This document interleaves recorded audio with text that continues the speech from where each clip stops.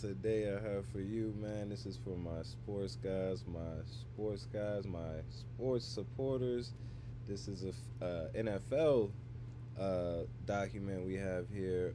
Well, actually, a few documents, man, from a Foia we got from the FBI. So this comes through the FBI department, and we got some information on some circumstances surrounding, man, Jim Brown, man. I'm not sure if you guys are familiar with Jim Brown. If not, just Google him. You'll find him pretty quickly.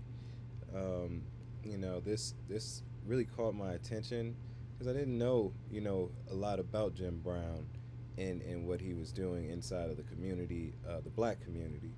So we're gonna take a look at some of these files. So if you haven't done so already, hit that subscribe button and thumb up these videos. As the channel grows, it's imperative that I get you to thumb up the video so it can get out to new potential subscribers, which helps me out all the most. I appreciate everybody rocking out, man, and definitely happy Tuesday. Good morning. I hope you're having a great one. Just buckle up and let's ride, man. All right, so we got a few documents here for Jim Brown, man, and um, like I said, this is an FBI redacted document, so the redactions are going to look a little different than what we're used to seeing. But I'll read through this, and then we'll get to the next documents and so forth, and we'll just take notes and pick up on things as we go along. So I'll probably be adding a little bit of conjecture in and out of here, um, if that's not what you're used to. All right, and so this document seems to be a memorandum to the director of the FBI from SAC Cleveland. The subject is a motion picture entitled Uptight Common Film Motion Picture Industry, and this is about racial matters. All right, enclosed for the Bureau are 11 copies, and for Los Angeles, 2 copies of an LHM, which is self explanatory. All right, we have sources are redacted. And the next document we have says picture entitled Uptight, and current member of the Negro Industrial Economic Union in NIEU. Brown wanted it made in Cleveland so as to provide part-time employment for as many black nationalist youth as possible.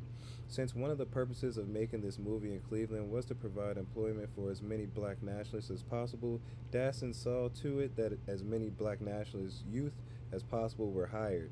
These black nationalist youth actually worked as required for their pay, and this did not appear to be a case of paying them so as to keep peace or paying for protection. Source further stated that he has no information indicating that this money received from Paramount was used to purchase guns. This third source continued saying that he subsequently learned that when the trouble occurred on the night of June 4th, 1968, it was caused by a rival black nationalist group which intended to boycott the making of this film and threatened trouble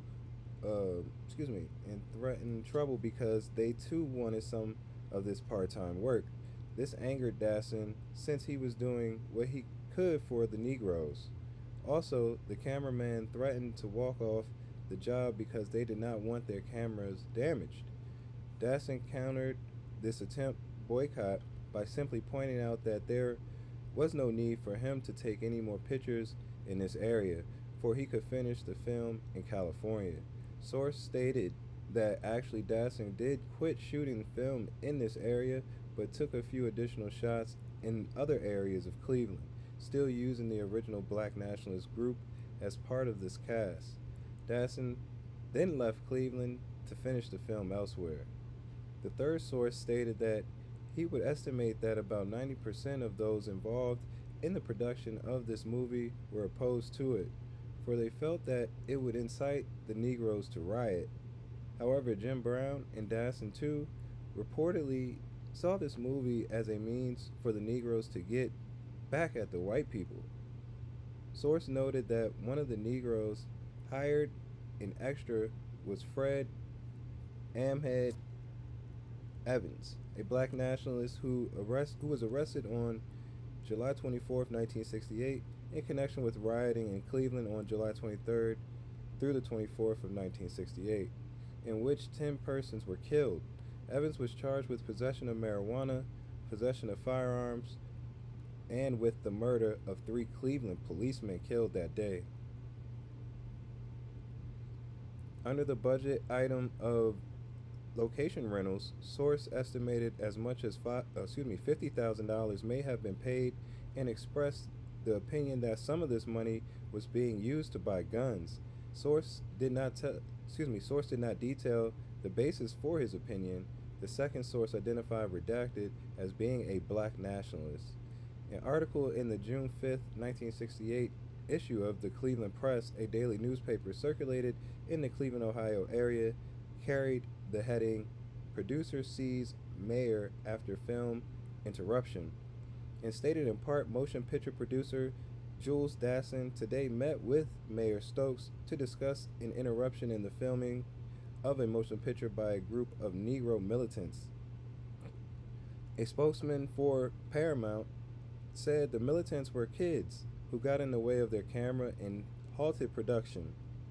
He described the incident as minor. "The black nationalists have been working with us," the spokesman said, "and there have been no trouble from any organization." The third source, who has furnished reliable information in the past, advised on June 5th, 1968, that he learned that Paramount Pictures had been shooting scenes during the night and early morning hours of a movie entitled Uptight. This was in the East 86th Street of Wade Park area, a Negro section of Cleveland, and at 9 o'clock p.m. on the evening of June 4th, 1968, a group of 18 black nationalists marched down Wade Park Avenue carrying a black nationalist flag. They approached the film crew, demanded that the production be stopped, and also demanded that a Cleveland policeman who had a moonlight job with this film crew be fired. Film director Jules Dassin stopped production, took down the sets, and quit for the night.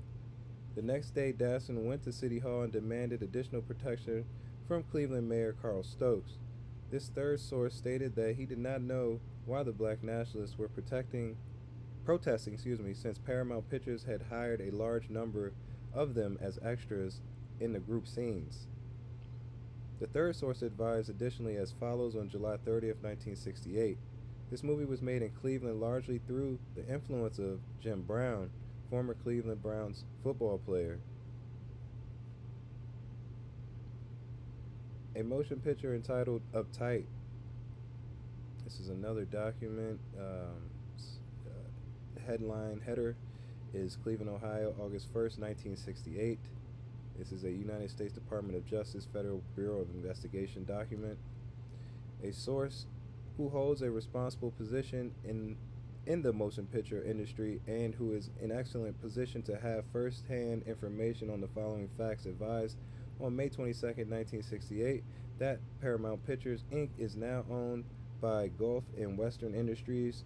Mr. Charles Noldorn, head of Gulf and Western Industries, recently arranged for Jules Dassin to produce a picture based on the book The Informer. The picture to be entitled Betrayal. The title of the picture was subsequently changed to Uptight. Dassin was to be the director of this picture and to have complete control of it. See characterization of Jules Dassin on page 27 of this letter. Source stated that the picture involves the Negro neighborhood and Negro activities in Cleveland, Ohio, and portrays two distinct groups of Negroes being the militant and violent type as compared to the peaceful group, both groups attempting to obtain civil rights for Negroes through their respective means. The picture starts with the militant violent group stealing guns and ammunition from gun shops, and the implication is that this stealing is condoned. The picture ends with the principal character, Tank, who is connected with the militant group, walking across a bridge at a steel company, jumping off and committing suicide. Source said that the obvious conclusion one draws from the ending is that the racial. Right, get to the next document. Right. Next document I have for Jim Brown situation is this one. Seems to be a cover letter for some other letters. It says from, let's say, to Director FBI, from SAC Cleveland, subject Afro Set, Black Nationalist Party for self defense. Bureau of Richmond enclosed. Two copies. Okay. Alright, and we have a second document here, and the title of this is a response to Afro Set, Black Nationalist Party for Self Defense, BNPSD. And the title of this is Finances. CVT 2 advised on May 20th, 1970, that Harold B. Jones had received a grant of $20,000 from money furnished the city of Cleveland by the Council of Churches in Cleveland, now a quasi-municipal foundation financed by private interests. Source stated that the grant would be given to Jones, but that for public records, the records would reflect the money had been given to the Black Economic Union. CVT-2 advised that the Black Economic Union is a Negro organization formed by Jim Brown, former Cleveland Browns football team player, to assist Negroes in the purchasing and running of the businesses. Source Source advised that the $20,000 was to be used to help stop drug abuse in the Hugh or whole, I'm not sure, area of Cleveland, Ohio. Source stated that the chairman of this Hugh area project was redacted, who was formerly a leader of the Afro Set, but currently is considered a member of the Black Economic Union. CVT-2 advised that it is generally acknowledged that the Afro Set receives finances on a continual basis through the Council of Churches and the city administration. Branches CVT-1 and CVT-2 advised that Harold Jones claims to have 6 branches in Cleveland. It is noted that only 4 of these supposed locations are actually active chapters, and identifies them as follows. This is the Casablanca Bar, Afro Set number 2, and then Afro Set. All right, we're getting down to the next document, which is the third document, and this is a United States Department of Justice Federal Bureau of Investigation document, Cleveland, Ohio, June 2nd, 1970. Alright, CVT-1 advised on April 27th, 1970, that Harold Jones, the leader of the Afro Set, had initiated a protection service for ghetto area businesses, referring to it as the Community Patrol. Source stated that selected members of the Afro Set were members of this patrol and used a black Econoline type van to patrol the ghetto areas. Source stated that the businesses were solicited for their participation in this endeavor, and for a fee, usually $25, a sticker was placed in the window, indicating that any criminal who might intend to victimize this particular business would have to deal with the Afro Set Community Patrol. Source stated that many of these posters have been placed in the Glenville area of Cleveland.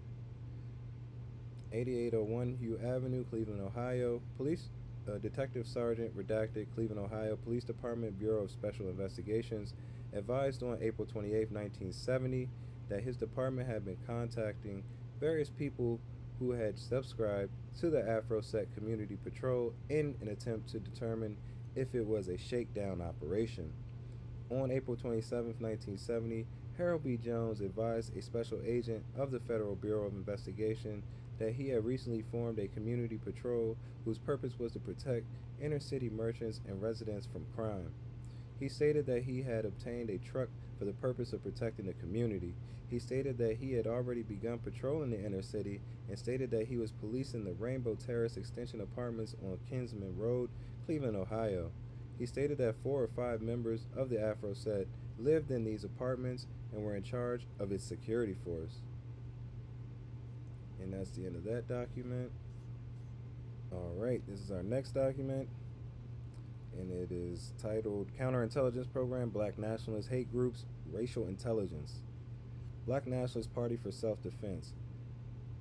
Roulet, June 2nd, 1970, which recommended an established news media source be confidentially advised that a grant of $20,000 from the Council of Churches in Cleveland now is being furnished. Harold Jones, leader of Black Nationalist Party for Self-Defense (BNPSD), despite public report that such funds were being furnished Black Economic Union. Prior to giving further consideration to your recommendation, advise if disclosure of the diversion of this grant to BNPSD, a black extremist organization, would jeopardize redacted. Also advise if grant has in fact been furnished BNPSD or if such action is planned for the future.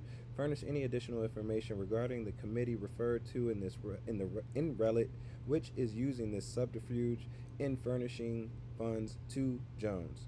Furnish identities of established news media sources to whom you recommend this data be furnished.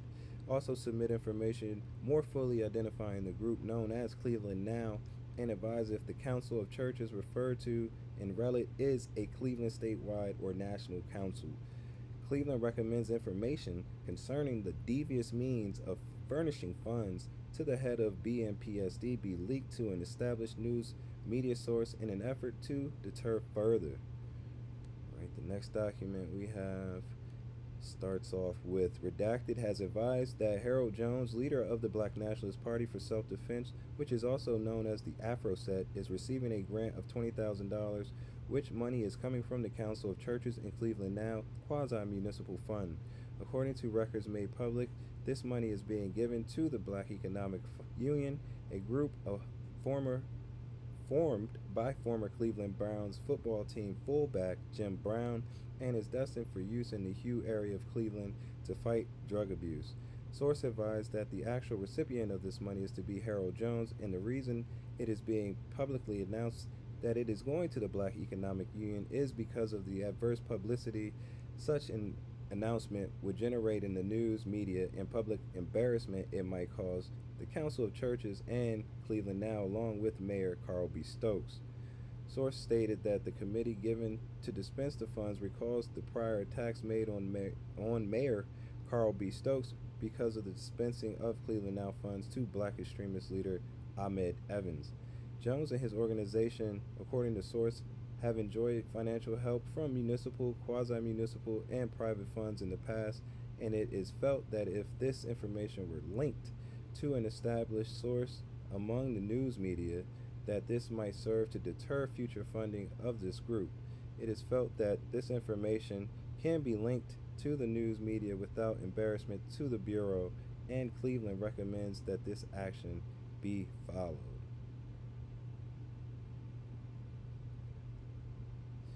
Funding of this black extremist group, the Black Economic Union, to which this fund was publicly reported to be furnished, is headed by Jim Brown, the famous fullback of the Cleveland Browns. Cleveland's source indicated this subterfuge was utilized because Cleveland Mayor Carl B. Stokes was previously criticized when similar funds were furnished black extremist leader Ahmed Evans. Additional indicated data required prior to considering feasibility of this recommendation. Wow.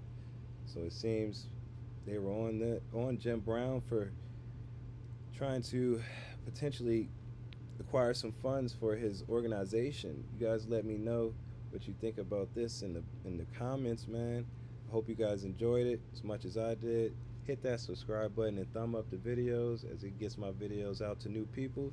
Peace.